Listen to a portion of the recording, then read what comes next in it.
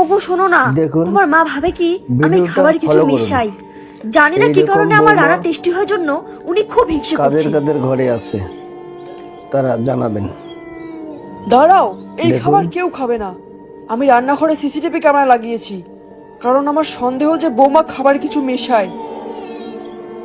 Follow দেখো, me। মা সারাটা জীবন ধরেই রান্না করে গেল, তার তো একটু হলেও অভিজ্ঞতা আছে। আমার মনে হয় মায়ের খেতে কোনো রকম অসুবিধা হচ্ছে, তাই মা একটু সন্দেহ করছেন। সারা জীবন রান্না করার পরেও ওনার কত হাতে এরকম বড় টেস্টি শয়তান। খাবার তৈরি হয়নি, যে টেস্টি খাবার আমি এখন রান্না করি। আর এই কারণেই মানুষ তোমার মা কত বড় হিংসায় শয়তান। জ্বলছে। শোনো না, তুমি কিন্তু আমার সবসময় সত্যি কথা বলো। আচ্ছা, আমাকে একটা সত্যি করে কথা বলো তো, তুমি খাবারে খারাপ কিছু এরা মেশাচ্ছ না তো? এরকমই হয়। আরে তুমি এটা কি করেছো? বৌমাকে না জানিয়ে তুমি রান্নাঘরে সিসিটিভি ক্যামেরা লাগিয়েছো। বৌমা এসব কথা শুনলে কি ভাববে? তুমি বৌমাকে চোর বানিয়ে দিলে। তোমার কসম করে বলছি, আমি খাবারে কোনো কিছু মেশাই না। এসব তোমার মায়ের মনের ভাবনা, মনের ভুল। তুমি জানো আমি কখনো মিথ্যে কথা বলি না, আর আমি সত্যি বলছি। ঠিক আছে, কত যেহেতু আমার বড় কসম শয়তান। করেছো, আমার কসম খেয়ে তো আর তুমি মিথ্যা কথা বলবে না।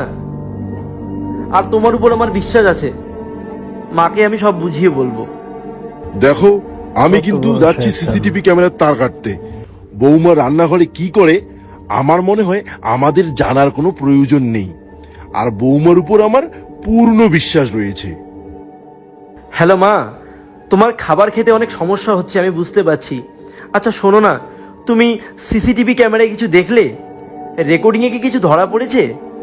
ও কি খাবারে কিছু খারাপ মেশাচ্ছে নাকি না? বাবু, তোর বাবা সিসিটিভি ক্যামেরা তার কেটে দিয়েছে, আর যত রেকর্ডিং ভিডিও ছিল সব ডিলিট করে দিয়েছে। মা, অনেক হয়েছে, এসব নিয়ে আর বাড়াবাড়ি করার দরকার নেই। এই বিষয়টি এখানেই শেষ করা উচিত। তোমার বৌমা আমার কসম করে বলেছে যে সে রান্নায় খারাপ কিছু মেশায় না। আর তোমার বৌমা আমার উপর মিথ্যা কসম খাবে না মা। ঠিক আছে বাবু, আমি এক্ষুনি যাই আর বৌমার কাছে ক্ষমা চেয়ে নিই।